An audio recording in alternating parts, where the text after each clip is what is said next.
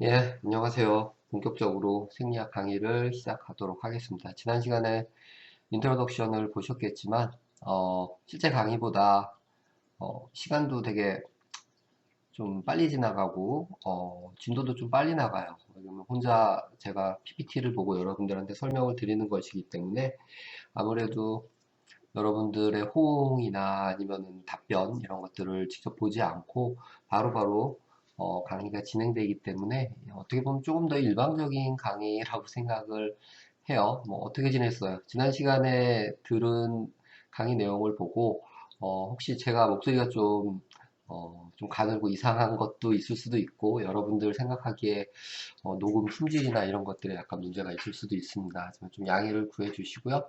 교수님들도 최선을 다해서 좋은 온라인 강의를 하기 위해서 애는 쓰고 있는데 이게 또 처음이라 많이 부족한 부분이 많습니다. 여러분들의 양해를 부탁을 드리고요.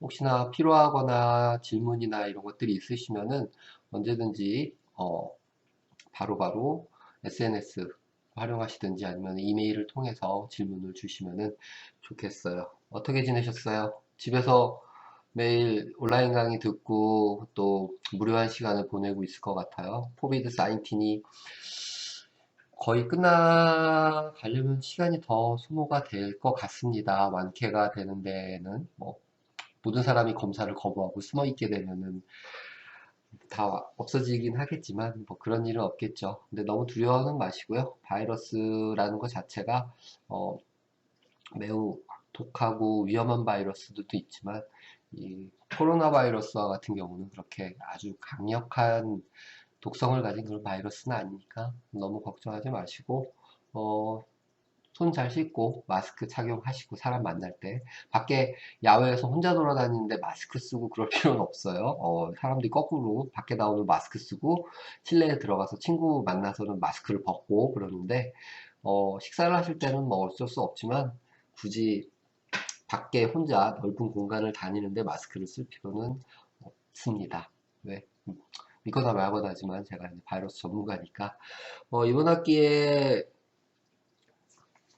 강의를 신청하신 3학년 학생들이 전체 인원이 그렇게 많지 않기 때문에 여러분들하고 좀 더 밀접하게 대화도 나누고 친밀한 그런 공부를 할 수 있었으면 좋겠습니다. 첫 시간에 이제 1챕터죠. The Study of Body Function인데요. 지난 시간에도 얘기했지만 개요 자체, 생리학이라는 것 자체가 생리학이에요. 우리 몸의 생체의 반응에 대해서 설명하는 그런 학문이기 때문에 그 전체의 생체 반응이 장기 또는 그 장기에 포함되어 있는 세포들에 의한 조절에 의해서 전체가 이제 영향을 받게 되죠. 네, 그런 것들을 이제 한마디로 표현한 게 바디 펑션입니다. 몸이 어떻게 기능하는가에 대한 그런 내용이 되겠죠. 어, 그래서 피지올로지에 대한 드리면요. 뭐 한마디로 What is physiology? 생리학이란 무엇이냐? Study of biological function in how the body works죠. 몸이 어떻게 일을 하느냐에 대한 생물학적인 기능에 대해서 연구한 게 바로 생리학입니다. 뭐 normal function of cell이라고 되어 있는데요. 정상적인 기본적인 기능을 하는 것이 어떤 형태인지에 대해서 normal function에 대해서 이제 강조를 관심을 갖게 될 거고요. 그 작용 메커니즘이죠. emphasize mechanism, how it's work이에요. 그러니까 어떻게 이것들이 일하는지에 대한 그런 것들의 부분 또는 explain using cause and effect sequence예요. 원인이 있으면은 분명히 결과가 있습니다. 생리학적인 측면에서 무엇인가가 작용이 주어졌을 때 반응이 나타나게 되죠. 그래서 크게 요 normal function은 무엇이고 그게 어떻게 일을 하고 메커니즘 그리고 어떠한 자극에 의해서 이펙트 어떻게 작용을 하게 되느냐에 대한 통틀은 How the Body Works에 대한 내용을 공부하는 게 바로 생리학입니다. 그리고 이러한 우리 몸에서 일어나는 현상들은 그냥 하늘에서 뚝 떨어져서 나는 이렇게 생각해 해서 결정된 게 아니죠. Derived from scientific experiment입니다. 다 우리가 지금 알고 있는 연구 과정을 통해서 어떤 것을 어떻게 변화시키고 어떤 것이 어떻게 일을 하느냐, 작용 원리들을 다 실험으로 증명을 해놓은 익스페리먼트의 부분들입니다. 패소피지올로지라는 말이 있는데요. 병리 생리학이라고도 해석해서 부릅니다. 패소젠 하면 패소 하면 병원균이 되거든요. 그래서 피지올로지는 피지올로지인데 이제 병리 생리학, 병과 관련되어 있는 생리학이라고 이제 이해하시면 되고요. 여기 있듯이 how disease or injury affect physiological process입니다. 질병이 발생했을 때 그런 디지즈나 아니면은 인jury들이 우리 몸에 생리학적으로 어떻게 영향을 미치는지에 대한 거를 보는 게 이 병리 생리학이고요. 뭐 aids understand of normal process죠. 일반적인 과정에 대해서 우리가 이해하는 데 굉장히 중요한 부분이죠. 병이 들어왔을 때 발생하는 것은 일반적인 것은 아니니까요. 그래서 뭐 병리 생리학을 통해서도 연구가 가능하고요. 다른 한 형태가 이제 비교 생리학이라는 comparative physiology인데요. 말 그대로 비교하는 거예요. difference, 다른 점들 또는 같은 점들에 대해서 비교를 하는 거고요. function of invertebrate 또는 vertebrate, 뭐 척추동물이나 무척추동물 각각의 다른 점, 같은 점들을 비교를 해서 항상 여러분들도 실험해보면 컨트롤이라는 게 있죠. 컨트롤과 약물을 준 거 또는 컨트롤과 디지즈가 일어난 거 이런 식으로 해서 비교를 통해서 정상이 무엇이고 비정상이 무엇이다. 그런 포인트들을 만들어 가는 거죠. 이거를 통해서 일반적으로 파마스티컬 드럭의 개발이나 이런 데 사용을 하는 방법입니다. 그래서 이런 병리 생리학이나 아니면 비교 생리학이나 다 생리학의 범주에 포함되어 있는 그런 형태들 얘기를 할 수가 있습니다. 그러면 우리가 무엇인가를 찾아내고 증명하는 그런 과학적인 방법, 절차에는 어떤 것들이 있느냐? 뭐 스텝이라고 표현했는데요. 단계별로 이제 그 과정이 진행이 되겠죠. 처음에는 이제 observation입니다. make observation. 뭐 무엇인가를 찾아내고 알아내기 위해서는 관찰이 필요하죠. 뭐 하루 종일 지렁이가 기어가는 거를 쳐다보면서 몸이 두꺼워졌다, 가늘어지면서 앞으로 나간다, 뭐 이런 것들인데요. 관찰을 하게 되고요. 그 다음에 하이포테시스 뭐예요? 가설, 가설이죠. 가설을 이제 만들게 되죠. 근데 이 가설은 그냥 말도 안 되는 가설, 하늘에서는 비행기가 처음부터 날아다닌다. 뭐 아니면 말도 안 되는 가설들 있잖아요. 계란은 원래부터 있었다. 계란 누군가가 낳았겠죠? 뭐 이런 것들이에요. 그래서 하이포테시스 가설이라는 거는 must be testable이에요. 테스트할 수 있다라는 전자에 가설이 시작되게 됩니다. 테스트할 수 없으면 가설이라 할 수 없어요. 가설을 테스트할 수 있는 범주, 우리가 실험을 할 수 있는 실험 방법의 범주에서 수행하게 됩니다. 그리고 디자인 컨덕트 익스페리먼트죠. 이건 가설을 가지고 이 가설을 증명하기 위한 실험 방법들을 이제 디자인하기 시작하죠. 그리고 더 관찰을 하게 되고요. 관찰이라는 건 결국에 실험 방법을 통해서 나오는 결과를 이제 관찰을 하게 되겠죠. 그 다음에 그 결과들을 분석하게 될 거고요. 그 분석이라는 거는 결과가 뭐 어떤 특정 시그널링이 증가했다 또는 감소했다. 그 증가가 노멀에 비교했을 때 증가한 건지 병증에서 증가한 건지 병증에서 감소한 건지 이런 것들에 대한 분석이 되겠죠. 그 분석치가 가설과 맞느냐를 비교를 할 겁니다. 그래서 관찰, 가설 설정, 실험, 디자인과 진행, 그 다음에 결과의 분석. 결과가 나오게 되면 result must be replicated죠. many times. 결과가 한 번 나왔다고 해서 내가 원하는 결과가 한 번 나왔다고 해서 그게 완벽하게 적용이 되는 게 아니고 최소 3번 아니면 할 때마다 계속 반복적으로 결과가 도출이 돼야겠죠. 그래서 그 결론에 도달하기 전에 반복적인 결과를 얻을 수 있어야 되고요. 그래서 이러한 방법을 통해서 하이포테시스 가설을 이제 증명을 해서 그 증명된 가설이 모든 사람에게 인정을 받게 되면은 General Theory, 우리가 알고 있는 이론이라는 게 되는 거죠. 우리 여러분이 지금 책에서 배우고 있는 이 형태들을 말을 할 수가 있습니다. 관찰, 하이포테시스, 가설 설정, 실험의 디자인, 그 다음에 결과 분석, 반복적 결과의 도출, 그 가설이 확정이 되면은 이제 일반 이론화되는 그런 방법을 가지고 생리학적인 증명을 나가게 됩니다. measurement, control and statistic, 그리고 한 번만 하는 게 아니고 여러 번 하기 때문에 반복적으로 나오는 그 결과들이 대부분 여기 있죠. good physiological research required. 뭐 좋은 결과가 어떤 것이냐, 아니면 좋은 리서치가 어떤 것이냐, quantifiable measurement, 수치적으로 정량이 가능한 것들, 객관화할 수 있느냐, 그런 것들이죠. 뭐 완전히 주관적으로 겨드랑이를 간지럽히면은 간지럽다, 얘는 아주 많이 간지럽다, 얘는 좀 덜 간지럽다, 얘는 간지럽지 않다. 그 수치화해서 표현할 수 있는 어떤 방법이 있어야겠죠. 그래서 quantifiable measurement의 측정이 가능해야 되고요. experiment 그룹하고 이제 이 그룹의 컨트롤 그룹이 항상 대조군이라고 하는 게 있어야겠죠.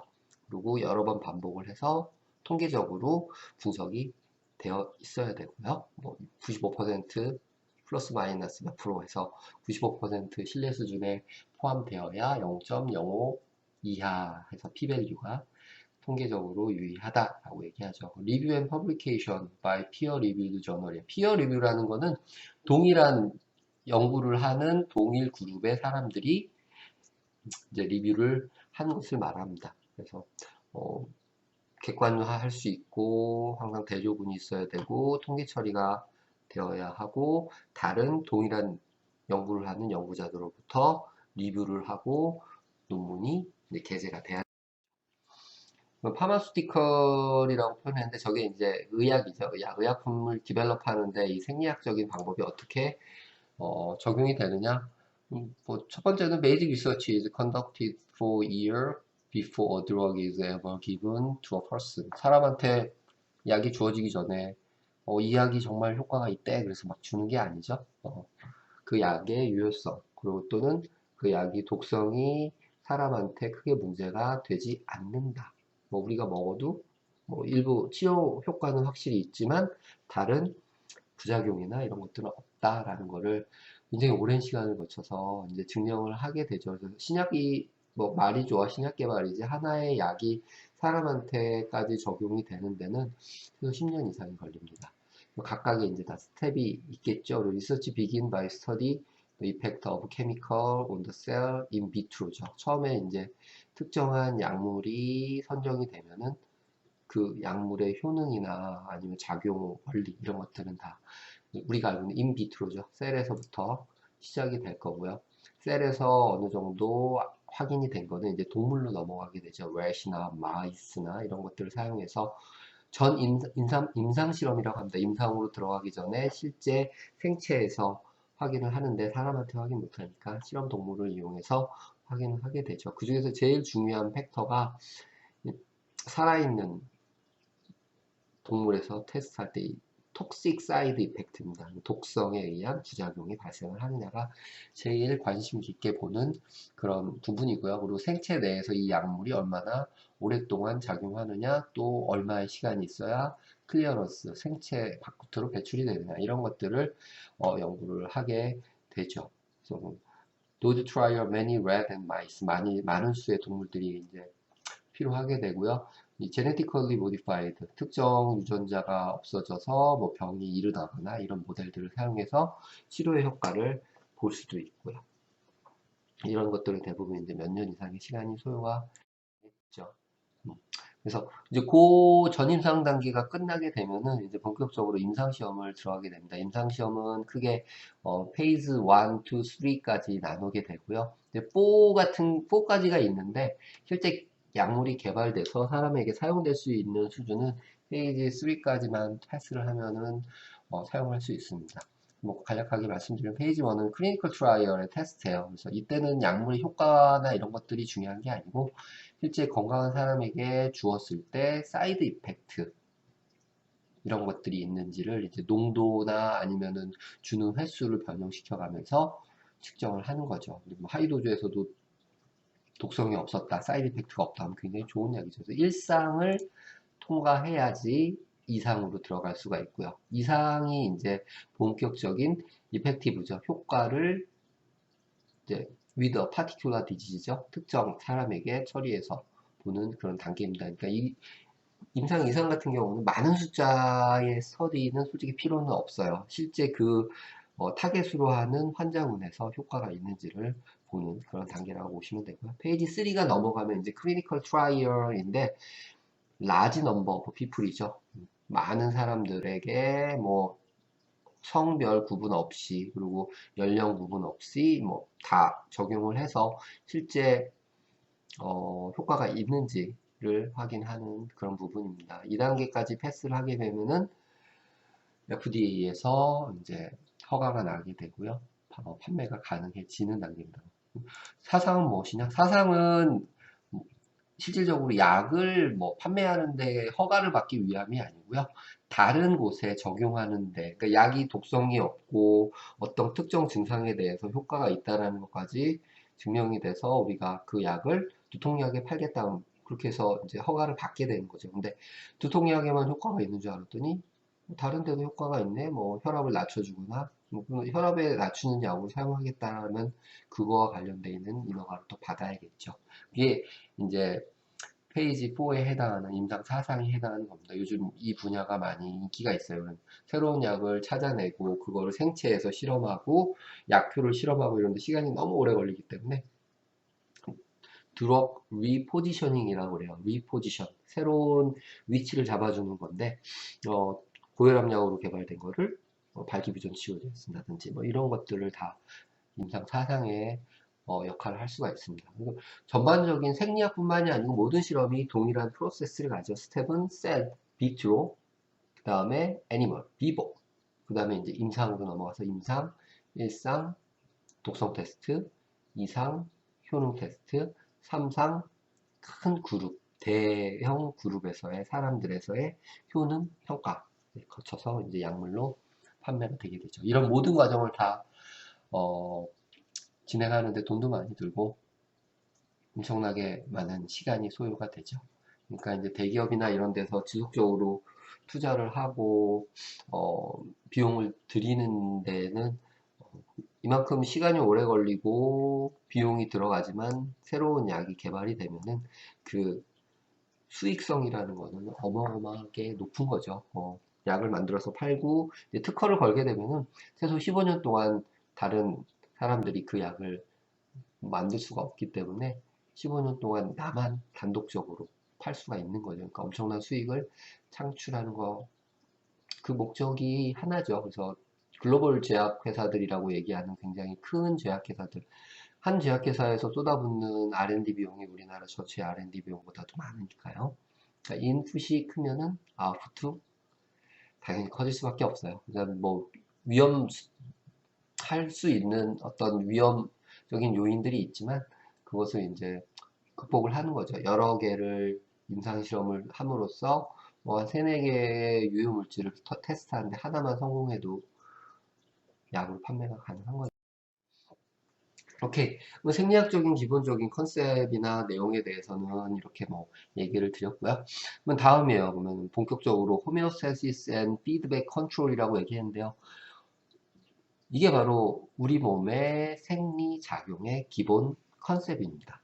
영어로는 뭐예요? 호메오스타시스. 뭐야? 앞에서도 많이 여러 번 얘기했어요. 의생명과학계로. 그냥 생물학만 얘기한다라면은 뭐 그게 크게 강조가 되지는 않아요. 근데 생체 얘기, 우리 몸의 얘기가 나오게 되면 우리 몸에서 항상 무엇인가를 조정할 수 있게 하는 거. 그게 이제 호메오스테시스, 항상성이라는 거죠. 그리고 이 항상성은 피드백 컨트롤에 의해서 받게 됩니다. 그게 뭐냐? 뭐 피지올로지의 역사를 간단하게 살펴보면요. 그리스, 아리스토텔레스는 알 거고요. 뭐 그리스 시대 BC 384년에 몸의 기능, 바디 펑션에 대해서 이제 사람들이 궁금해 하기 시작했죠. 뭐 우리 몸이 있는데, 이 몸에 왜 더우면 땀이 나고 추우면 떨고 그냥 몸이 떨리는 걸까요? 내 생각을 해서? 아니, 난 생각을 하지도 않는데도 그냥 움직이게 되죠. 또 이때는 무엇인가를 이제 수행하는 것보다는 그냥 생각만 한 거죠. 철학적인 거. 그 다음에 이제 윌리엄이라는 사람이 잉글랜드인데요. 1578년 이제 15세기부터 이제 본격적으로 어, 핫 펌프 기능이죠. 심장의 이제 펌프 기능에 대해서 이제 관심을 갖게 됐고, 우리 심장이 웨슬이라고 하는 혈관을 통해서 무엇인가를 온몸에 순환을 시키는 그런 것에 대해서 관심을 갖게 됐죠. 어떻게 보면 생리학의 가장 기초라고 볼 수가 있습니다. 그 다음에 이제 메르나르라는 프랑스의 1800년대에 있었던 분인데요. 이 분이 최초의 어떤 생리학의 시작이라고 볼 수 있습니다. Observe that the internal environment라고 표현했는데요. 몸 안에 이제 형태나 이런 것들을 이제 관찰하기 시작한 거죠. 그리고 어떻게 하면은 컨스턴트 일정하게 유지를 하느냐 아니면은 변화를 하게 하느냐 뭐 이런 것들 변화가 왜 발생을 하느냐에 대해서 관심을 갖게 된 거죠. 아까 얘기했듯이 생리학이라는 거를 단 한마디로 딱 얘기하면은 우리 몸이 어떻게 일을 하느냐 how body works예요. 그러니까 그런 것들 내부적인 변화에 이제 관심을 갖게 된 거고요. 1900년대 이제 19세기에 들어오면서 이제 월터 캐논이라는 사람이 코인드라는 의미는 뭔가 이렇게 묶은 거예요. 단어, 뜻 같은 것들을 이제 묶었는데요. 그래서 이렇게 우리 몸이 일정하게 어떠한 기능을 하기 위해서 뭐 일정 컨스턴트 일정하게 유지를 하고 변화가 발생을 하고 이런 것들 조절 반응이 일어나고를 한 단어로 호메오스테시스라는 말을 사용합니다. 월터 캐논이라는 사람이 아까 얘기했듯이 항상성이라는 거죠.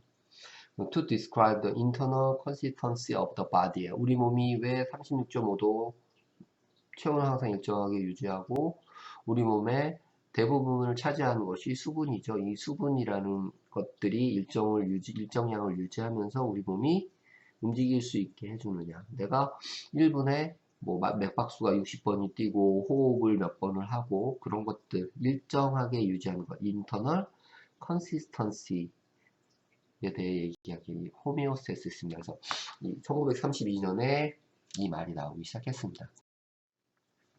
항상성. 아까 얘기했듯이 항상성은 그냥 컨시스턴스예요. 일정함. 메인 퍼포스가 되겠죠. 어떻게 뭐 our physiological mechanism이라고 얘기했는데 생리학적인 기작이 주 목적은 호메오스테시스입니다. 항상성. 우리 몸이 항상 일정하게 유지돼서 데비에이션이라고 편차죠. 호메오스테시스에 편차가 생기기 시작하면은 그게 바로 우리가 알고 있는 디지즈, 병이죠. 병. 온도가 37도가 유지가 돼야 되는 38도가 되면은 아픈 거죠. 아니면 또 36도 이하로 내려가면 저체온증. 어떤 그런 편차가 발생을 하게 되면은 질병으로 나타날 거고요. 이런 호메오스테시스는 아까 얘기했듯이 피드백이라고 했는데요. 네거티브 피드백 룹이라고 표현하죠. 음성 데모긴 고리라고 표현하는데 그냥 네거티브 피드백이라고 표현하시면 네거티브라는 거는 반대작용을 하게끔 해주는 작용이라고 생각하시면 됩니다.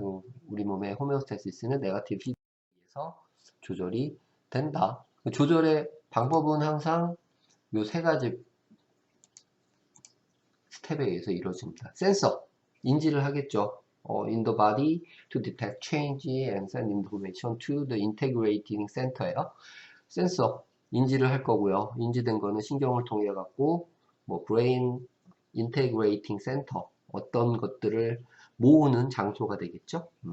주 접합소로 이제 모아들게 될 거고요. which access change around set point, 그러니까 기준점을 넘어서거나 내려가거나 한 것들을 이제 결정을 짓겠죠. 아, 체온이 38도야. 그러면 37도보다 1도 올라갔네? 라는 생각을 하게 될 거고요. 그러면은 이펙터를 통해서 이제 작용점이죠.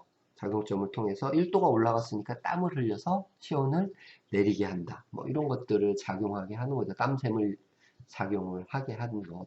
which can make appropriate adjustment예요. 그러니까 일정함을 이제 유지하도록 조절을 해주게 되는 거죠. 셋 포인트의 변화에 대해서 센서, 인테그레이팅 센터, 이펙터의 순으로 항상성의 작용이 일어나게 됩니다. 메커니즘 오브 네거티브 피드백 룹인데요. 그러면 네거티브 피드백의 메커니즘은 무엇이냐? 항상 말했듯이 아까 네거티브라는 거는 반대로 작용하는 거예요. Move in the opposite direction from the change예요. 온도가 올라가면은 내려가게 하는 게 이제 네거티브 피드백이고, 많이 생산이 되면은 생산 못하게 하는 게 이제 네거티브 피드백이 되는 거죠.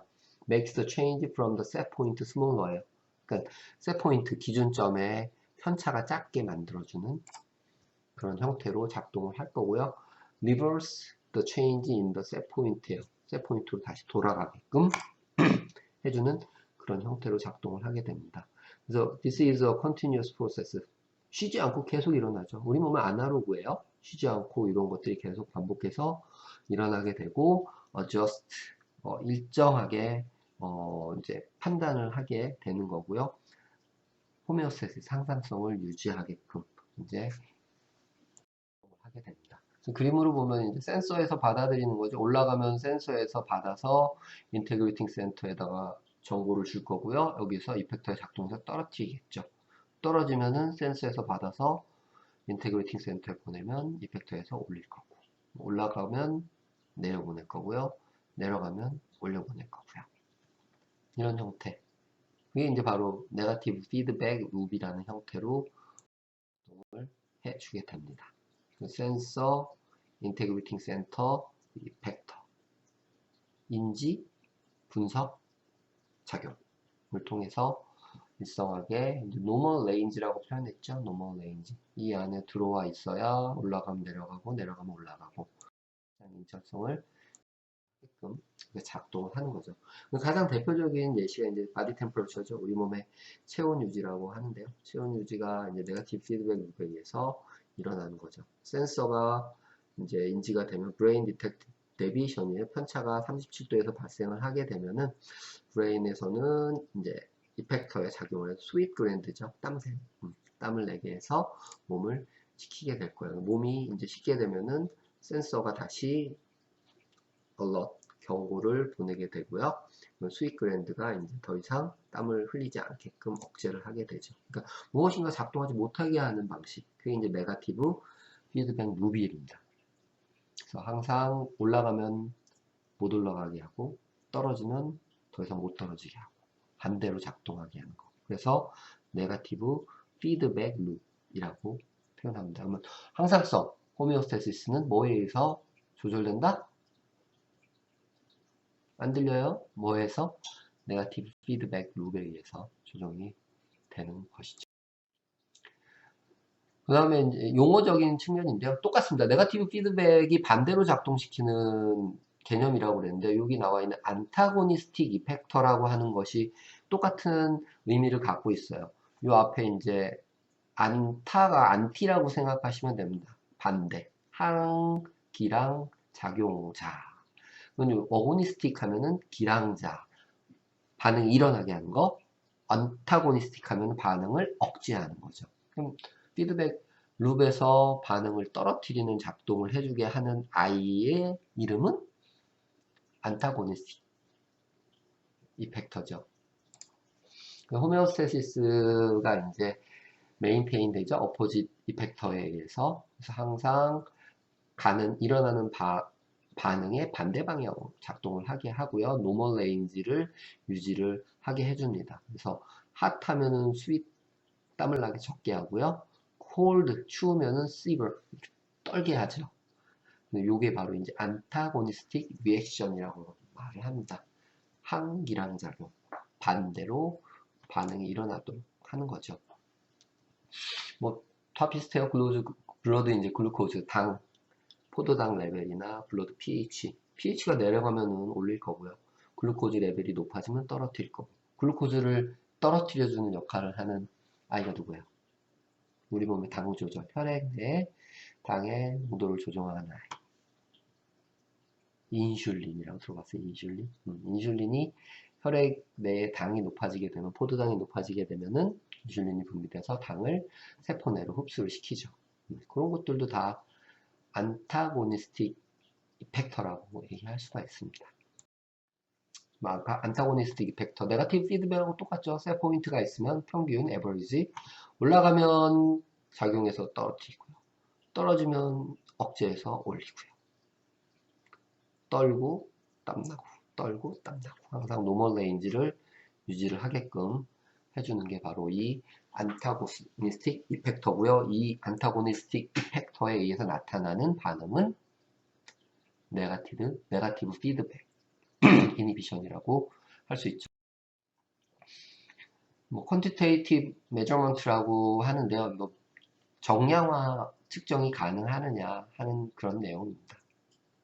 그래서 어떤 이펙트 효과를 나타내는 이제 약물을 사용하게 되면은 수치적으로 측정이 가능한지를 이제 실험적으로 증명을 하게 되죠. 그래서 아까 얘기를 들었던 블러드의 당, 글루코즈는 인슐린 분비가 되면 떨어지는지 어떻게 알겠어요? 혈액 내 혈당을 측정하면 알 수 있겠죠? 네. 그게 이제 진짜 생리학적으로 나타나는 모든 것들은 우리가 예상에 의해서, 예측에 의해서 된 게 아니고요. 모든 것이 다 실험을 통해서 실제 수치화돼서 객관화되고 다른 사람들과 반복적으로 동일한 결과를 도출했을 때 그렇게 해서 믿어지고 또 이론화된 그런 내용들입니다. 그러니까 항상 정량화 측정이 그런 내용들이죠. 우리가 알고 있는 그런 것들이에요. 블러드, 아토리얼, 동맥혈에서 나오는 혈액의 pH 7.3에서 7.4 사이, 우리 중성이라고 하는 바이카보네이트 요 정도, 소듐, 소금이죠.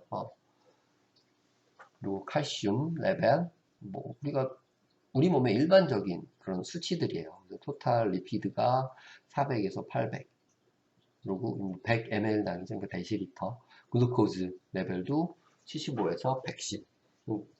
일반적으로 당을 가지고 당뇨다 아니다를 확인할 때 혈당을 공복 시의 혈당이 100을 넘어가면 당뇨라고 얘기를 하게 되죠.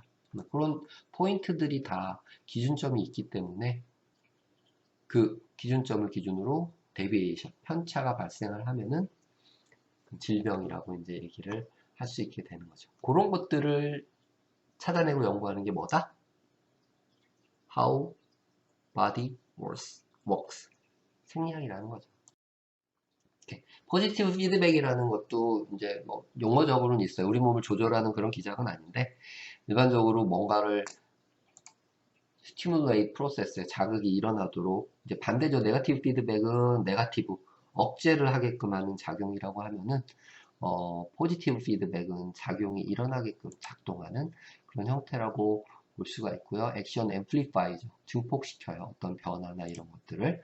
포지티브 피드백 could not work alone이에요. 그러나 포지티브 피드백은 혼자 단독으로 일어나는 것이 아니고 네거티브 피드백이 안타고니스틱 이펙터라는 것들이 보통 올라가면은 떨어뜨리는 애들이 있고 떨어뜨리면 올라가게 하는 애들이 있죠. 예. 그것도 똑같이 생각하시면 돼요. 떨어뜨렸을 때 올라가게 하는 게 네거티브 피드백 작용이지만 그 현상이 일어나게 하는 작용하는 아이들은 반응을 증가시키는 거죠. 네, 그러니까 여기 있듯이 네거티브 피드백이라는 형태가 포지티브 피드백을 이제 조정을 할 수가 있는 것이죠. not work alone이고요. But it does contribute to many negative feedback loop이에요. 네거티브 피드백에 의해서 조절을 받을 수가 있겠죠.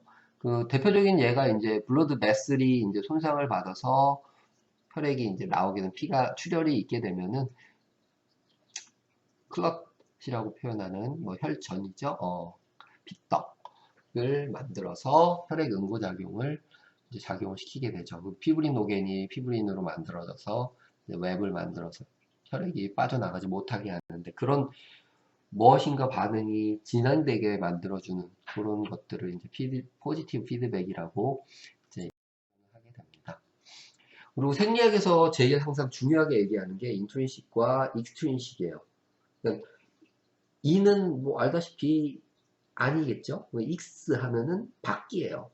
그러니까 안쪽에서 일어나는 작용, 조절. 밖에서 일어나는 작용의 조절. 이 두 가지가 함께 작동을 하면서 세포 내부에서 변화를 일으킬 수가 있고요. 세포에서 뭔가를 바깥으로 내놓은 게 주변에 있는 아이들에게 영향을 줄 수도 있는 거죠. 아니면 세포에서 내놓은 게 다른 우리 몸의 조절 기작을 변화시킬 수도 있는 거고요. 그래서 regulation of process within organ can occur in two way예요. 기관에서 이 두 가지 방법을 다 사용을 하게 됩니다. 자기 자신을 내부적으로 조절하는 거를 intrinsic, 외부적으로 조절하는 거는 외부에서 조정을 받는 거는 extrinsic이라고 생각을 하면 됩니다. 그래서 intrinsically 내부적인 하면 cell within the organ sense a change and signal to neighboring cell to response appropriate 안쪽으로 작용하게 하는 거고요. 브레인이나 아니면 외부 바깥에서 기관에 영향을 주는 거예요. 브레인이나 아니면 다른 오간에서 regulate the organ using the endocrine or nerve system이죠. 신경 자극을 준다든지 endocrine 뭐예요? 내분비죠. 내분비. 그러니까 브레인이나 다른 기관에서 내분비 기관에서 호르몬 단백질들을 분비를 해서 타겟으로 하는 오간에 영향을 주는 거. 이거 밖에서 이게 안 나오는 거죠. 그럼 오간에서 다른 오간에서 내분비나 신경 자극이 일어나서 내부 타겟으로 하는 장기를 조절하는 거를 익스트린식 외부에서 온 조절이라고 얘기하고요. 내부에서 세포에 의해서 그 장기가 조절받는 거는 인트린식이라고 얘기를 하겠습니다. 너버 시스템이 이너베이지라고 하는 그런 표현을 쓰는데요. 너브 시스템 이너베이드 오간스 with nerve fiber죠. 그러니까 신경들이 기관들 사이사이에 이제 신경 섬유들이죠. 너브 파이버가 쭉 들어가 있으면서 같이 결합되어 있는 그런 형태로 조정을 하게 되어 있고요. 이제 엔도크라인 시스템은 이제 내분비죠. 내분비 혈액을 타고 호르몬이 쭉 전달이 돼서 타겟 오간에 영향을 주게 되는 거. 이 두 가지는 다 뭐에 포함된다? 익스트린식 시그널이 포함이 되는 겁니다. 외부에서 타겟으로 하는 오간에 자극을 주어서 작동하게 하는 거. 예로 설명을 한 거예요. 이게 센서, 인테그레이팅 센터, 이펙터, 센서가 인지해서 작동을 인식하게 되고 그 다음에 이제 반대작용을 일으키게 되는 거죠. 누워있다가 일어나게 되면은 머리 쪽에서는 블러드 프레셔가 떨어지죠. 이게 자극이 될 거예요. 센서에서 블러드 프레셔가 떨어졌어요 하고 될 거고요.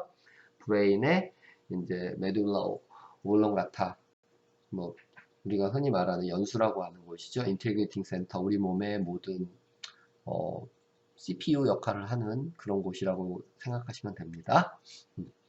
인식하게 되면은 심장 쪽에 신경, 너브 파이버를 통해서 신호를 주게 되죠. 하트레이트를 증가시킵니다. 이게 바로 이펙터죠. 증가시키면 혈액의 양이 많아질 거고요. 블러드 프레셔는 올라가게 되죠. 너무 올라가면은 더 이상 못 올라가게 하죠. 그 작용을 해주는 게 바로 네가티브 피드백 그런 형태가 될 거예요. 그래서 일어나서 혈압이 떨어지면 혈액 공급을 증가시켜서 혈압을 올리게 되는 이런 작용들이 바로 뭐예요? Neural and Endocrine Regulation이죠. 혈압이 떨어졌는데 혈액의 그 자체의 압력을 높일 수 있는 방법은 혈관 내에 있는 자체 반응 가지고 혈관이 수축을 갑자기 해서 혈압을 높일 수는 없거든요. 무한정. 그때는 혈액 공급을 빨리 해야 되죠. 많이. 제일 쉬운 방법은 심장이 많이 뛰면 되는 거죠. 그래서 여러분들 운동하게 됐을 때 혈액량 공급을 빨리 하기 위해서 심장이 빨라지죠. 심장 박동이 빨라진다는 것은 혈액 공급을 원활히 하기 위한 하나의 방법이 되는 겁니다. 피드백 컨트롤 오브 호르몬 시크리션. 호르몬 시크리션 자체도 아까 얘기했듯이 익스트린식이라고 얘기했고요. 호르몬 secreted response specific stimuli 특정 자극에 대해서 호르몬이 분비가 돼서 작동을 하죠. 아까 얘기했던 당을 섭취하게 돼서 블러드에 글루코스가 올라가게 되면 인슐린이 분비가 돼서 혈액에 있는 슈가들을 흡수를 시켜버리게 되죠. 혈액 떨어지겠죠. Secretion can be inhibited by its own effect예요. 결국에는 블러드의 슈가, 글루코즈 레벨이 너무 낮아지게 되면은 뭐 하겠어요? 더 이상 인슐린이 분비되지 않도록 이제 인슐린 분비를 억제하게 됩니다. 이거 다른 말로 네거티브 피드백이라고 부르죠. 당의 증가로 인슐린이 분비가 돼서 당 농도를 낮췄잖아요. 혈액에서. 너무 낮아지면 안 되니까 낮아진 거에 의해서 인슐린의 분비를 억제하는 거죠. 그러니까 엔드 프로덕트, 최종적으로 나온 산물에 의해서 그 작용이 반대로 작동을 이루게 하는 걸 바로 네거티브 피드백이라고 얘기를 하는 거죠. 그래서 슈가는 스티뮬러스, 자극원이 될 거고요. 인슐린은 이펙터가 되겠죠. 당을 인지해서 이제 신경을 통해서 뇌에 아까 나온 연수나 이런 곳에서 처리를 하게 되는 게 이제 인테그레이팅 센터라고 할 수 있을 거고요. 네, 뭐 네거티브 피드백 이니비션 유저얼리 인볼브드죠. 아까 말했듯이 언타고니스틱한 이펙트를 통해서 항상성을 유지하게 됩니다. 그래서 뭐 도식해서 말씀드리면은 먹으면은 혈액 내에 글루코즈가 올라가고요. 판크레아스의 아일렛셀, 뭐 랑게르한스라고 부르는 섬세포죠. 여기서 인슐린 분비를 촉진할 거고요. 인슐린에 의해서 세포 내로의 글루코즈의 업테이크를 증가시키게 되죠. 그러면은 혈액 내 글루코즈, 블러드 글루코즈 레벨은 떨어지죠. 무한정 떨어지면 안 좋으니까 마이너스, 네거티브 피드백에 의해서 다시 올리게 되겠죠. 패스팅, 굶었을 때는 굶게 되면은 당이 낮아지게 될 거고요. 판크레아스의 랑게란스에서 인슐린을 감소시키고 당이 필요하니까요. 글루카곤이라는 애가 뭘 하는 애예요? 글라이코겐이라고 들어봤어요? 글루코즈가 많이 넘쳐나게 되면은 간에서 또는 근육에서 글루코즈를 나중에 사용하기 위해서 글라이코젠이라는 형태로 저장을 하게 되죠. 그 글루카곤이 글라이코젠을 분해해서 글루코즈로 바꿔주는 애입니다. 그러면 글루카곤이 나와서 셀로의 글루코즈 업테이크를 감소시키고 글루코즈를 분비해서 혈액 내에 당을 높이게 되죠. 너무 높아지면 또 안 되죠. 무한정 높아지면 네거티브 피드백에 의해서 다시 낮춰주게 되는 그런 반응이 일어나게 됩니다. 네거티브 피드백. 오케이? 이런 식으로 해서 우리 몸의 항상성이라는 것을 이루게 됩니다. 오케이. 오늘은 생리학이 무엇이고 생리학이 어떻게 연구가 되어서 우리가 알게 되었는지 여러분이 알고 있는 그런 포인트라고 보시면 됩니다. 제일 중요한 거는 생리학을 앞으로 배우겠지만 제일 중요한 포인트는 항상성이에요. 항상성.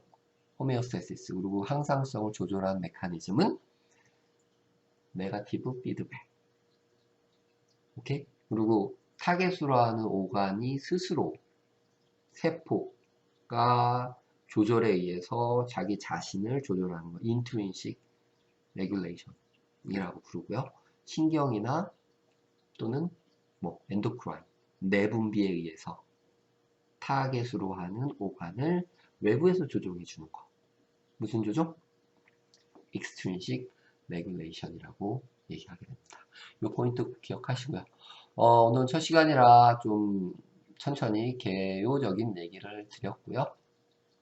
다음 시간부터는 우리 몸 구성하는 기본 구성품들에 대해서 몇 가지 소개를 시켜드리도록 하겠습니다. 이 책에 구성되어 있는 형식은 작은 것부터 점점점 확장되어 가는 그런 형태로 이제 구성이 됐다고 보시면 됩니다. 그래서 뭐 이제 세포를 보기 전에 케미컬을 볼 거고요. 그리고 케미컬 컴파운드에 의해서 셀을 보게 될 거고, 셀 하나하나의 작동에 의한 메타볼리즘, 그리고 이제 그 다음부터 이제 뭐 장기 쪽으로 각각 해서 이제 진행을 하도록 하겠습니다. 예, 수고들 하셨습니다. 다음 시간에 뵙겠습니다.